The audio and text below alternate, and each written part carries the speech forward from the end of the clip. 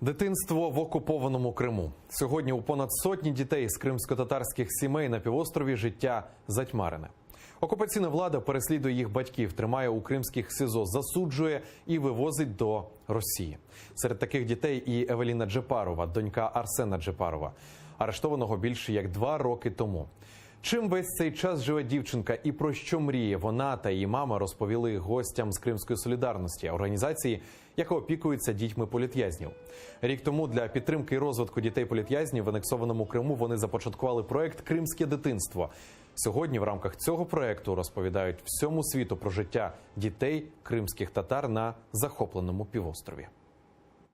Сьогодні Евеліні 8. Її дитинство закінчилось у квітні 2016-го, коли в окупованому Криму арештували тата.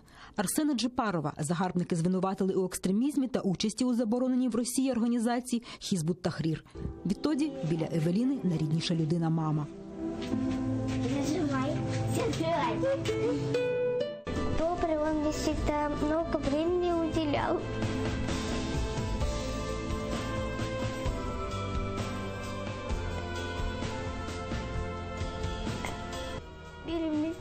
Мультики смотреть.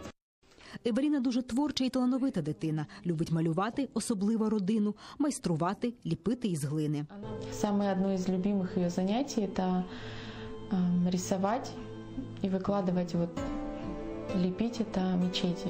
Одним из больших ее рисунков, которые она отправляла в поддержку всех мусульман, это были мечети. У свої 8 років Евеліна надзвичайно рішуча і цілеспрямована. Цьогоріч здивувала близьких. Разом із ними дотримувалась посту до свята Ураза-Байрам. Вірила, що так допомагає батькові.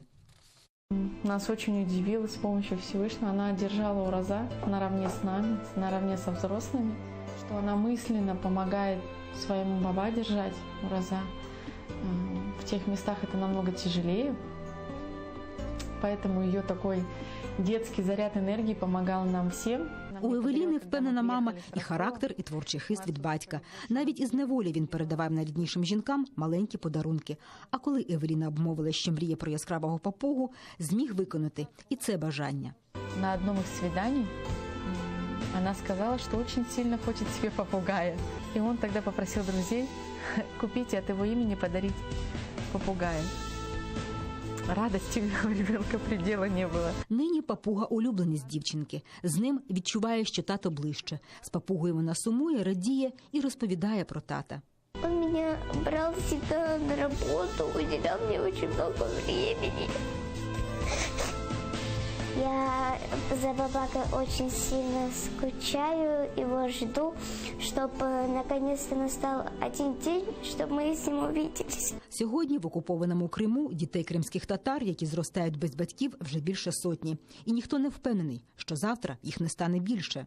Вот я вам сейчас назову цифру 112, завтра она станет гораздо больше, послезавтра еще больше. Это сотни детей, потому что это не только непосредственно кому в дом ввалились эти бандиты, но это и соседи, которые живут с мыслью, что завтра они тоже будут подвергнуты такому же насилию.